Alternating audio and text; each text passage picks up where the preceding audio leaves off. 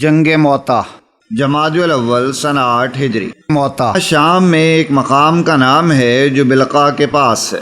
عرب میں جو مشرقی تلواریں مشہور ہیں وہ یہیں بنا کرتی تھیں۔ کثیر ایک مشہور شاعر ہے جس سے منسوب ہے کہ اس نے کہا، وہ تلواریں جن کو موتا میں سیکل گر جلا دیتا ہے۔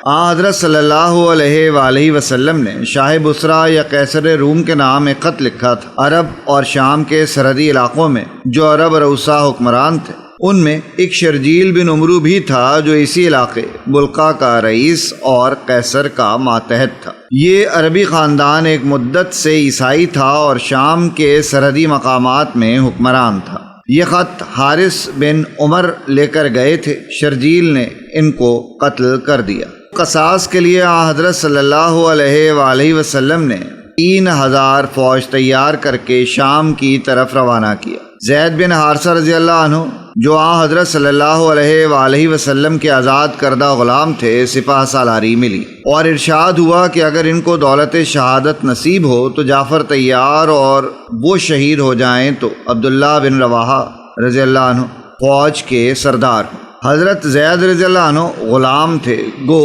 آزاد ہو چکے تھے۔ حضرت جعفر تیار رضی اللہ عنہ حضرت علی رضی اللہ عنہ کے حقیقی بھائی اور حضرت صلی اللہ علیہ وآلہ وسلم کے مقرب خاص تھے۔ عبداللہ بن رواحہ رضی اللہ عنہ معزز انصاری اور مشہور شاعر تھے۔ اس بنا پر لوگوں کو تعجب ہوا کہ جعفر و عبداللہ بن رواحہ رضی اللہ عنہم کے ہوتے زید رضی اللہ عنہ کو افسر کرنا کس بنا پر ہے۔ چنانچہ لوگوں میں چرچے ہوئے، لیکن اسلام جس مساوات کے قائم کرنے کے لیے آیا تھا اس کے لیے اسی قسم کا ایثار درکار تھا۔ حضرت اسامہ رضی اللہ عنہ کی مہم میں جس میں تمام مہاجرین کو شرکت کا حکم ہوا تھا، حضرت صلی اللہ علیہ وآلہ وسلم نے انہی زید رضی اللہ عنہ کے صاحبزادے حضرت اسامہ رضی اللہ عنہ کو فوج کا افسر مقرر کیا تھا۔ اس وقت بھی لوگوں میں چرچے ہوئے۔ حضرت صلی اللہ علیہ وآلہ وسلم نے سنا تو خطبہ دیا اور فرمایا کہ تم لوگوں نے ان کے والد کی افسری پر بھی اعتراض کیا تھا، حالانکہ یقیناً وہ افسری کے قابل تھے۔ گو یہ مہم قصاص لینے کی غرض سے تھی۔ چونکہ تمام مہمات کا اصلی محور تبلیغ اسلام تھا، ارشاد ہوا کہ پہلے ان کو دعوت اسلام دی جائے، اگر وہ اسلام قبول کر لیں تو جنگ کی ضرورت نہیں۔ یہ بھی حکم ہوا کہ اس مقام پر جانا جہاں حارث بن عمیر رضی اللہ عنہ نے ادائے فرض میں جان دی ہے۔ الوداع تک حضرت صلی اللہ علیہ وآلہ وسلم خود فوج کے ساتھ تشریف لے گئے۔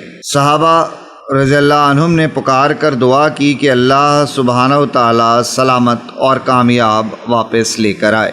فوج مدینہ سے روانہ ہوئی تو جاسوسوں نے شرجیل کو خبر دی، جس نے مقابلے کے لیے کم و بیش 1,00,000 فوج تیار کی۔ ادھر خود قیصر روم یعنی ہرقل قبائل عرب کی بے شمار فوج لے کر تاب میں خیمہ زن ہوا جو بلقا کے اضلاع میں ہے۔ حضرت زید رضی اللہ عنہ نے یہ حالات سن کر چاہا کہ ان واقعات کی دربار رسالت میں اطلاع دی جائے اور حکم کا انتظار کیا جائے، لیکن حضرت عبداللہ بن رواحہ رضی اللہ عنہ نے کہا، ہمارا اصل مقصد فتح نہیں بلکہ دولت شہادت ہے جو ہر وقت حاصل ہو سکتی ہے۔ اور غرض یہ مختصر گروہ آگے بڑھا اور 1,00,000 فوج پر حملہ آور ہوا۔ حضرت زید رضی اللہ عنہ برچیاں کھا کر شہید ہوئے۔ ان کے بعد حضرت جعفر رضی اللہ عنہ نے علم ہاتھ میں لیا، گھوڑے سے اتر کر پہلے خود اپنے گھوڑے کے پاؤں پر تلوار ماری، پھر اس بے جگری سے لڑے کے زخموں سے چور ہو کر گر پڑے۔ حضرت عبداللہ بن عمر رضی اللہ عنہ کا بیان ہے کہ میں نے ان کی لاش دیکھی تھی۔ تلواروں اور برچھیوں کے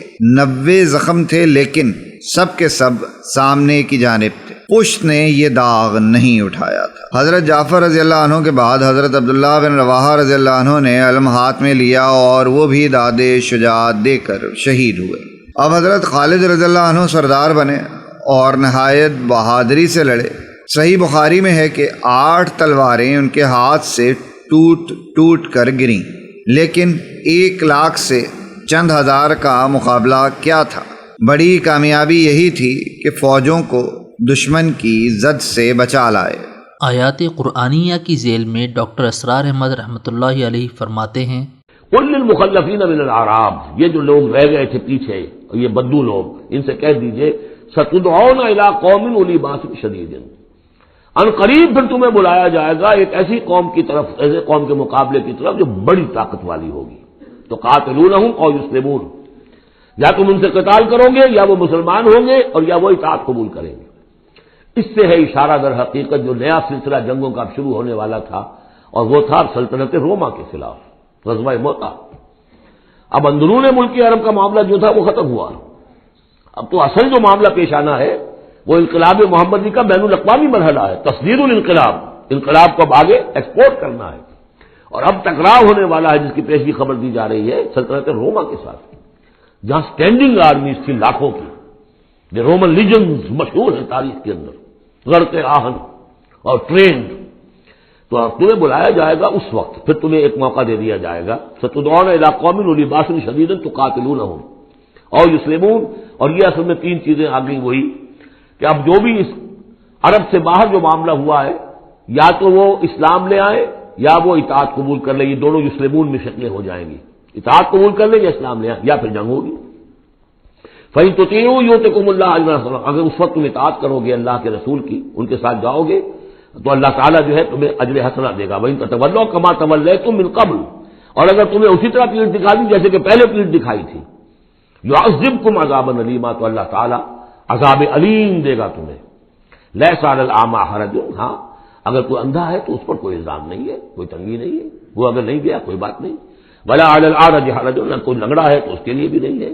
وَلَا عَلَى الْمَرِيضِ حَرَجٌ، اسی طریقے سے کوئی بیمار ہے تو اس پر بھی کوئی اس کی بات پرس نہیں ہے. وَمَن يُطِعِ اللَّهَ وَرَسُولَهُ يُدْخِلْهُ جَنَّاتٍ تَجْرِی مِن تحتہا الْأَنْہَارُ، اور جو اللہ تعالیٰ اور اس کے رسول کی اطاعت کرے گا اللہ تعالیٰ اس کو داخل کرے گا ان باغات میں جن کے دامن میں ندیاں بہتی ہوں گی. وَمَن يَتَوَلَّ، اور جو کوئی پلٹ جائے پیٹھ موڑ لے، يُعَذِّبْهُ عَذَابًا أَلِيمًا، اللہ تعالیٰ اسے عذاب علیم دردناک عذاب دے گا.